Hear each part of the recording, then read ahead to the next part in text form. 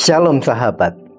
Hari ini kita akan bersama-sama menggumuli tentang arti berdoa. Mungkin para sahabat pernah mendengar cerita atau menyaksikan sebuah tayangan di mana di situ ada anak kecil berusia 2 tahun, bahkan bicara pun masih cadel. Berbicara di dalam doa dan bertanya, Tuhan sedang apa di sana? Satu pernyataan, satu ungkapan hati yang sangat tulus menurut saya ketika seorang anak yang bagi saya, mungkin bagi para sahabat, adalah malaikat kecilnya Tuhan yang mengingatkan bagi kita. Ternyata anak ini mengingatkan bahwa jangan sampai ketika kita berdoa itu fokusnya hanya diri kita sendiri. Fokus hanya apa yang menjadi pergumulan saya butuh apa, saya mau minta sama Tuhan, saya mau ngeluh sama Tuhan. Tetapi kalau saya keadaannya sedang baik-baik saja, Tuhan masuk kotak, Tuhan masuk gudang. Betapa anak tadi mengingatkan saya dan para sahabat untuk membangun relasi yang intim dengan Sang Pemilik. Sang Pemilik yang dikatakan oleh Alkitab dan dikenalkan oleh Yesus adalah Bapa. Bapa yang baik, Bapa yang tidak pernah melukai, jauh melampaui dibanding bapa-bapa yang ada di dunia ini. Setidaknya ungkapan anak kecil tadi menolong untuk kita benar bahwa ketika kita seperti anak-anak, kita lalu dimampukan untuk memiliki kerajaan Allah seperti kata Tuhan Yesus.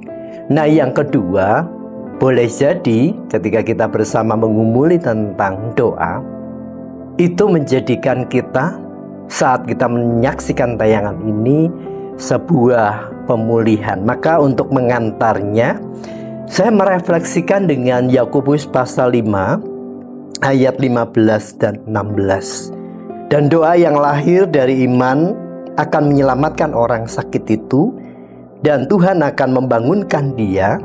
Dan jika ia telah berbuat dosa, maka dosanya itu akan diampuni. Karena itu hendaklah kamu saling mengaku dosa dan saling mendoakan supaya kamu sembuh. Doa orang yang benar, bila dengan yakin didoakan, sangat besar kuasanya. Nah, para sahabat, Yakobus mengajarkan kepada setiap orang percaya bahwa doa itu tidak hanya berorientasi pada diri sendiri. Doa itu berorientasi berbicara mengenai relasi baik kepada Tuhan maupun pada sesama.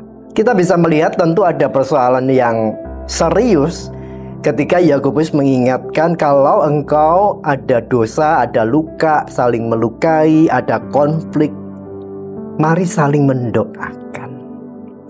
Pernah ada seorang ibu yang divonis stadium 4 CA. Lalu ketika dia divonis, dia kalut sekali, dia berdoa sama Tuhan, Tuhan, aku tidak tahu apa yang aku harus lakukan. Lalu seolah Tuhan berbisik dan berkata kepada ibu ini, ampuni suamimu, ampuni anak-anakmu, ampuni keluargamu. Dan benar sahabat, ketika dia memeriksakan diri ke dokter kembali, ketika dicek, ternyata CA-nya hanya tinggal sisa-sisa. Wow, itu kekuatan doa. Doa menolong kita untuk berbicara kepada Tuhan.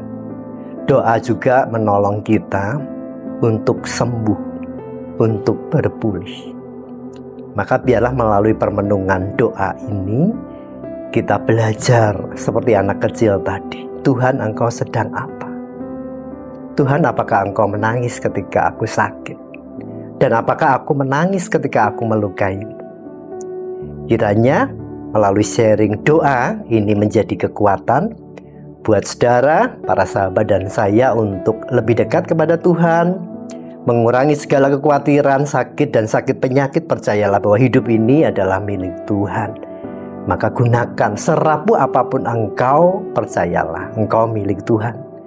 Bukan karena engkau indah, tetapi ketika engkau menyadari engkau milik Tuhan, maka hidupmu akan terus diperindah. Tuhan Yesus memberkati.